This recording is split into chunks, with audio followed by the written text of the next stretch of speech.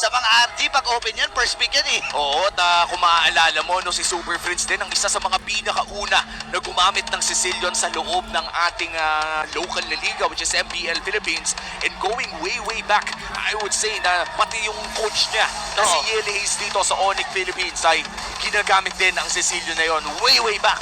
Next play, Evo's days pa niya. Mahaba-haba talaga ang history ng mga heroes na yan. At ngayon ay aabangan natin ang panibagong history na itatala ng magkabilang kupunan na to. Again, 2-0 rather, in favor of Fnatic Onyx Philippines.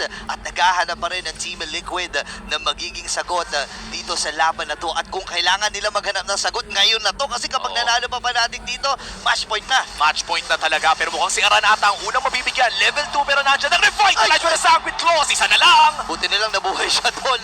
And may natirang maliit na buhay dahil nga doon sa pagkakasakto ng damo at nung kanyang revitalize. Pero ready pa rin dito ang Fnatic Onyx Philippines. Ay magbakbakan pa rin. Palag lang ng palag, tas sasapak pa si Brusco, pero syempre wala pa rin mamamatay. Buhay pa rin yung Hilda. Syempre, may first blood na agad. Ilista mo na. King Kong na yan nakuha na kagad ang kanyang gusto. Ito na naman yung mga masahe. The Filipino massage. Mula kay King Kong. The Filipino Masahisto. Hindi ko alam kung Parang hindi nyo magugustuhan. Huwag na nating ituloy, Bobby. Wag na. Ayan na, saktong grass lang para kay Aran. Alam mo naman, pag-hilda ka, di ba? Magkulang sa lakas. Kapit sa grass. Ayan. Kaya may makapag-heal pa rin, makakapalag pa rin naman, pero sumasakit na si Kirk. Sumasakit na. Wala na, nakipagsabayan na kahit nasa grass eh. Sabi niya, sige, kahit kumapit ka sa grass, hindi mo kakayanin. Yo lang. Ang sakit talaga ng sisi kapag 1v1. Pero kung gustong baguhin ito nila Ezekiel, dadaan pa rin naman dito sa may XP lane. At sisimula na nga dito ni King Kong ang ating pinakaunang pagong ng larong ito. Witty magbibigay ng vision, pero mukhang sure naman na Tato. Maliban na lang. Wow! Papa ni Fabian yung pagong na yon sa may gamit ng Revitalize ngayon. Itong si Kiko ay umaabante na rin. Kaya napakatapang talaga ni Gwen gamit yung Vengeance, pero hindi magiging sapat dahil 4 yung sumalubong sa kanya. Ito na yung early game prowess na meron dito ang Team Liquid ID. Tanda natin pang late game kasi yung lineup natin. We have a Harith, we have a Sicilian in the mid lane. Lamang talaga sa early game ang Team Liquid ID dito, especially with the Hilda pick na isa sa mga special na putahe dito ni Aran sa Indonesia. Yan din yung ginamit niya para talunin ang RRQ. Oo nga eh. And siya actually nagpauso niya doon sa kanilang rehiyon.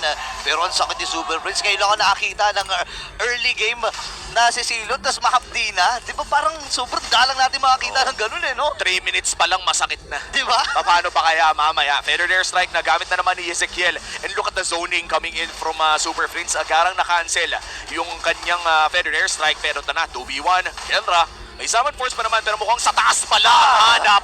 Another great rotation coming in from Team Liquid ID. Pero parang hindi babawi dito na walang gante ang Super Family as they will take Winnie down. And ito yung maganda para sa Fnatic, no? Ayaw nila nang nalulugi sila pag may trade. Oo. Tuwing sabihin na lang natin na magkakaroon ng play doon sa kabilang side ng mapa, maaasahan mo na ang Fnatic Onyx Philippines ay gagawa ng trade doon sa baba. At ganyan na nga po kaangas si Kelra. Sinusubukan na niyang isolo kill si Aaron Shiki, katulad na lamang ng kanyang ipinangako dati. Alam ko biro-biro lang yun, Burrito, na 7 kills sa lane, medyo mahirap naman talaga gawin. Pero the fact na sinusubukan ito ni Kelra, yun yung masama para dito kay Aaron Shiki. Diba? Tsaka kung maalala natin, games 1 and 2, isang beses lang namatay itong si Kelra nung game 1 pa. Medyo padulo pa yun ng laban, diba? So, for Team Liquid Indonesia, kailangan talaga nilang mas maging pulido pagdating sa mga objective takings. Kaya nga nito, doon nakuha naman nila yung game 1, yung pagong. Pero this time, si Ezekiel na-flicker na rin. Super Prince, andun yung kanya mga bad face and bad impact na paggamit ng Revitalize. Tinitigan lang ni Super Prince dito. Grabe, Feather Air Strike na iba to na rin. Matatamaan si Kelra at si Super Prince. Witty with a stun, pero mukhang si King Kong ang uunahin nila. Nice blood mula dito kay Carmilla. Nakaiwas pa si King Kong doon habang si Bruce ay nakuha na ng kill. Fabiano with a second turn. Pero si Witty ay naabutan. Pero mapapatay siya kamay dito ni Fabian. Pasok din ulit dito. Itong Joy ayun na ito lang. nakatatlo against Fnatic Onyx Philippines. At nagsiyaan ang Indonesia. 2 games ang nagtitimpi. Kailangan nila yan. Naisigaw na malamang yung mga nasa watch party, napatayo pa yan sa mga inuupuan nila eh. Oo, syempre, ano lang, parang yung early game talaga eh. Mapapansin mo rin yan. Ito, real analysis. This game or the last few games ay nakakalamang naman talaga ang Indonesia. Oo. Napakaganda ng early game na playstyle nila, pero mukhang habang nangyayari yung laban sa Nakaligtas. taas, ay makakaligtas pa nga ata. Ay! At ganong kalupit, may laban na i-replay habang pinapanood natin yung laban dun sa baba. Nakaiwas si King Kong doon na may maliit na abaka fiber ng kanyang damit ang nabuhay. Ang nagligtas sa kanya doon. Again, nakita natin yung attempt dito rin si Liquid Indonesia. And ang problema lang, na-shutdown doon si Fabian, 5-1-0. Pero nakipagsabayan si Kera under the base. Grabe! Versus 3, pero Grabe! doon. Grabe naman yung mga in-out dito ni Kera. Habang si Aran naman ay tinamaan din na sa King Show. Federal Direction mula kay Ezekiel. Nakakuha na naman ang kill dito Fnatic Onyx Philippines.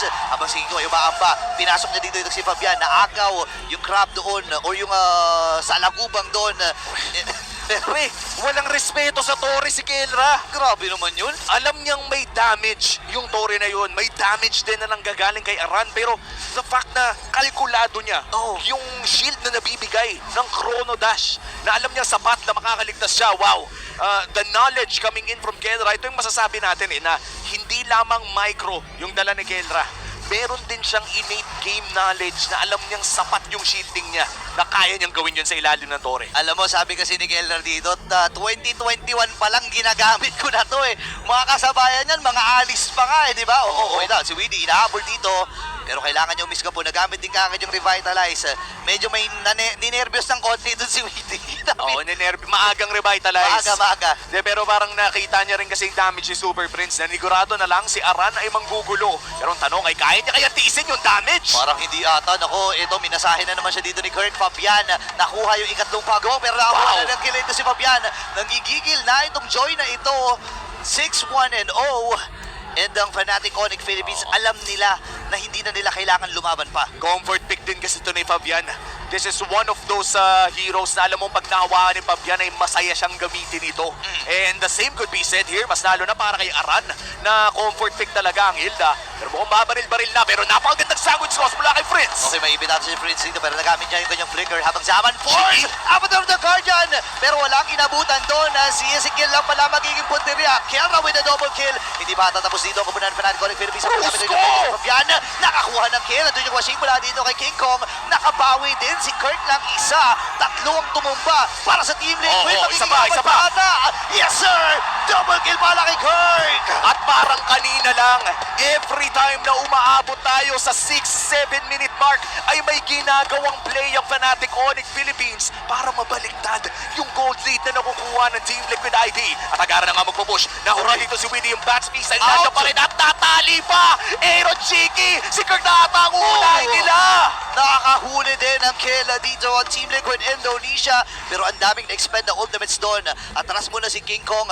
Again, nakabawi ng momentum ang Fnatic Onyx Philippines. Tama ka dun eh. Kapag umaabot ng mga 6 minutes, 7 minutes, may something na nangyayari. Yun yung nagiging rason kung bakit nababaliktad ng Fnatic yung laban. Pero ngayon medyo na-mitigate ito ng Team Liquid ID. Hindi katulad kanina talagang mababaliktad ng 180. Oo. Yung tipo na biglang magkakaroon ng 2K gold lead. This time around ay 200 lamang. In fact, even ball game ang ating natutong ngayon na 9 minutes in for Fnatic Onyx Philippines. Sa totoo lang, Burrito ay okay na okay na tumagal itong laro. Sicilian tayo eh. Oo nga eh. Alam ng mga Pinoy RG players yan. Alam na alam. Pagka nakita mo yung Sicilian, tas umabot ng 15 minutes, 20 minutes, hindi matatapos yung laro. Sobrang taas din kasi talaga ng kakayahan yan dumipensa eh, no? Eh tama ka doon. Napakahirap dito para sa Team Liquid kaya meron silang timer. May ticking time bomb sila na hinahabol dito at kailangan nila ma-defuse right away. Kaya lang ang problema, umiiwas din ng Fnatic Onyx Philippines. Iniiwas sila si Super Prince. Ayaw nila makakuha ng death. Well, in fact, kanina nga parang humarap-harap pa nga siya doon. Hindi pa napatay eh, no? Oo, grabe yung tapang ni Super Prince. Alam niyang pag may flicker siya, ay kaya niyang makahanap ng magandang pwesto para makapag-reset tsaka yung mga paamba-amba niya ng mga sanguine claws. Yan na nga, feathered airstrike na gamit na si Kelra ang mapaburst down pero napakagandang stun mula dito kay Windy para pigilan si Brusco. Fabiana versus Kirk pero yung Vengeance atay hindi magiging sapat dahil the Rhythm of Joy ang tatapos sa kanya. At 4v5 scenario na nga para dito sa pinakaunang Lord ng larong ito. Lamang ang Team Liquid ID. Okay, walang connective 5 bits dito si Fabian. So medyo susunog muna sila dito ng konting oras. And kung titingnan mo, no, based dito sa lineup din kasi ng Team Liquid, maganda rin eh. Kung saan manggagaling yung lineup na yung damage nila dito, pwedeng pumasok si Fabian mula sa malayo kay Ezekiel. Pero andito ata ang Team Liquid. Hindi niya ma-steal pero makakatakas naman ata. Pero napakasakit na rin dito ni Aaron Shiki. Respect para sa Team Liquid ID. Napakaganda ng kanilang naging execution in that Lord fight. Pinitas nila si Kirk, rumekta sila sa Lord at pinurse lang nila nang wala nang pag-iisip pa. Oo, alam din kasi nila na nagamit na yung Purified dito ni Kelra. And ngayon ay yung Lord ay nasa may bandang ibaba. Naka-ready ang Fnatic Onyx Philippines para sa pagdepensa. Ito yung pinag-usapan natin kanina. Pagdating talaga sa mid hanggang late, napakalakas ng composition ng Fnatic Onyx Philippines. Kaya nagmamadali ang Team Liquid.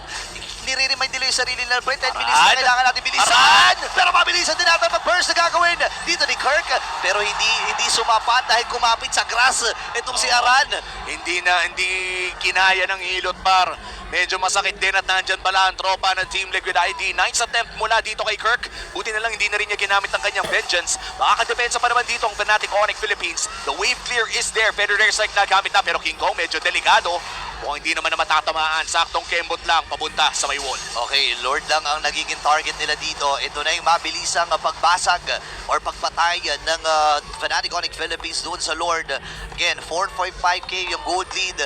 Medyo kumakalma lang sila pero hindi na kalmado yung mga sunken claw at saka back impact dito ni Super Prince, ha? Oo, tsaka tandaan natin, binibigay na pala kay Super Friends yung purple buff. Kaya meron ding level gap between Fabian and King Kong dahil binibigyan daan para kay Super Friends. Naku, ang sakit na pala pero yung healing sa Bats Beast! Nakasurvive pa dito si Super Prince at nakapag-clear din ng mabilisan. Walang mababasag na inner or base turrets dito ang Team Liquid Indonesia. Pero medyo safe sila at gusto nila itong nangyayari nito. 4.5 game goldie sa kanya at majority ng mapa ay kontrolado na nila. At ayun na nga, yung early game ng Team Liquid ID nagbunga din ng isang napakagandang mid game para sa kanila.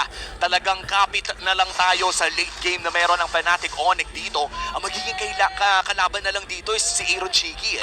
Pag umabot tayo ng late game, masakit na rin kasi yung mga poke na manggagaling dito sa Granger. So it's up to King Kong and Kirk na makapasok dun sa likod para hanapin yung carry ng Team Liquid ID and maybe even secure the kill. But then again, as long as makabili sila ng tamang oras lamang para dito kay Prince at Kelra, ay kayang-kaya nilang lumaban ng front to back. Well, masasabi ko tama ka dun eh. And bukod na dito kay Aaron Shiki, itong si Ezekiel, nararamdaman na rin natin yung damage ito. At isa sa mga rason kung bakit di rin makapwesto na maganda si Super Prince.